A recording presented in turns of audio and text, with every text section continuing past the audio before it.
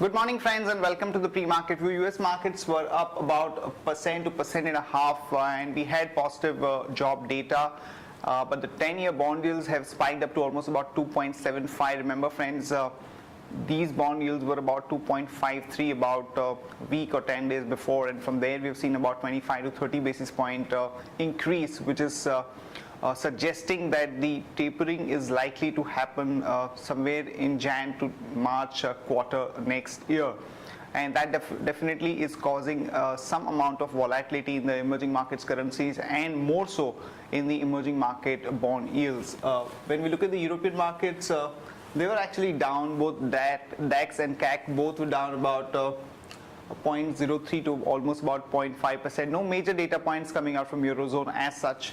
And when we look at the Asian markets today morning, Nikkei is up almost about 1.19% as we had some trade positive data, but overall most of the other markets are not showing any kind of positive rub-off of the US markets. And when we look at the Hang Seng or Chinese markets, they are also down about 0.05 to almost about 0.5%. And SGX Nifty is also suggesting that we are going to open up down about 40 odd points. Talking about the flows, friends, FIs were net buyers in the cash market to the tune of about 447 crore.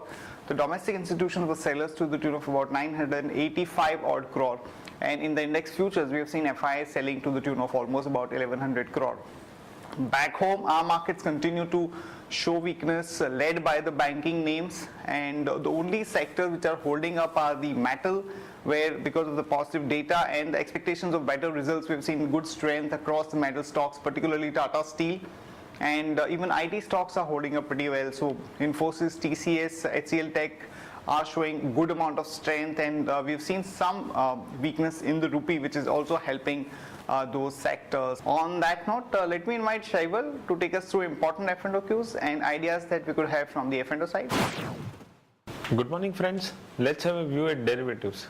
Friends, from last 3 to 4 trading sessions, we have been seeing that short position has been covered in the market by market participants, but the markets have been continuously sliding, and now it's near to the levels of 6,100. Talking about Friday's activity, friends, we have seen that around some short positions have been covered in the market, as around 2.12 lakh shares were reduced in open interest with a marginal increase in the cost of carry.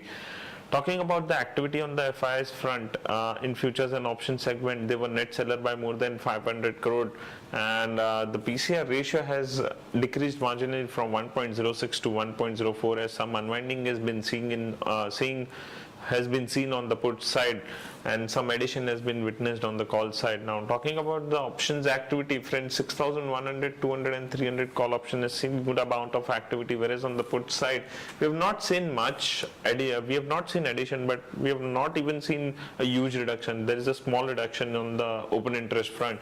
6,100 put option is the one, is the strike which is having the highest number of shares after the strike of 6,000, and 6062 is the straddle break-even point for the month. So probably 6,100 on closing basis might act as a good support, or we can say that market may find support around this levels.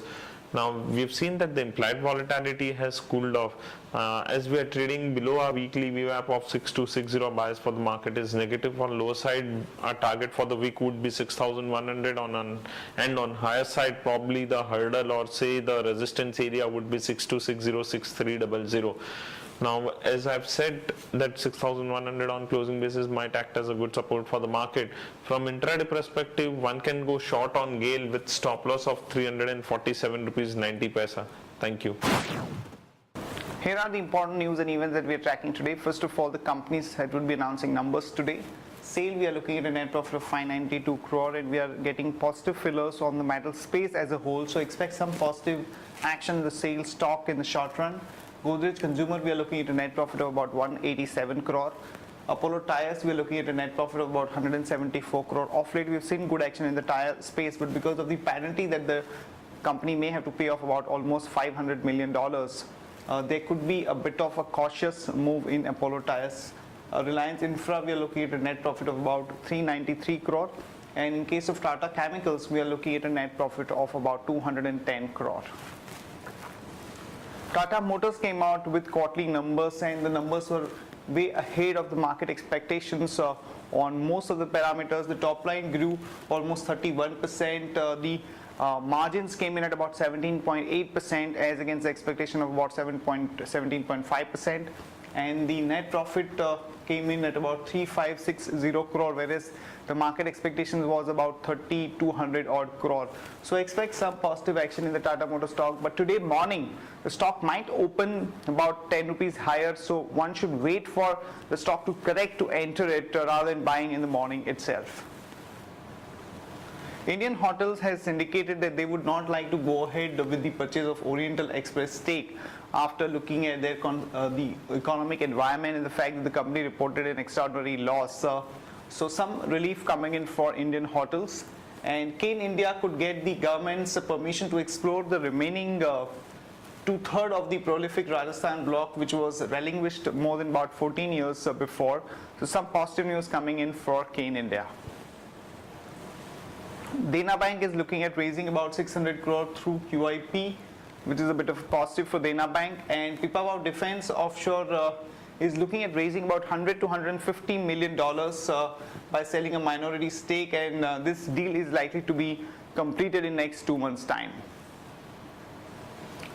Vodafone, which is India's second largest telecom player, has indicated that they are looking at increasing both the voice as well as data tariff over the next few months as things are looking a little better.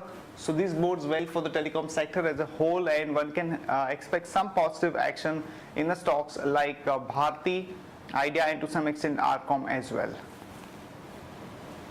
Coming to the stock specific ideas, for Reliance Industries, major relief as the company could get the pricing to the tune of about $8.4 per MMBTU as per what the government had indicated, subject to the company giving some kind of assurance that in case there is any issue with the production hoarding, then the company will have to compensate the government. So this is a bit of a positive for Reliance, so one can go long there with a stop loss of 858 and a target of about 902 to about 919.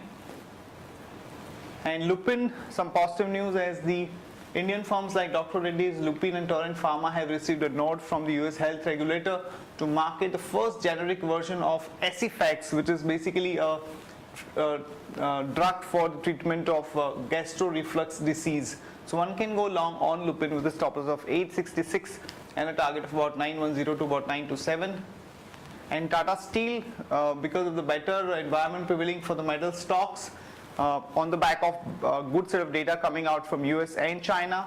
Also the fact that the company would report a good set of numbers in this quarter, so one can go long there with a stop loss of 349 and a target of about 367 to about 373.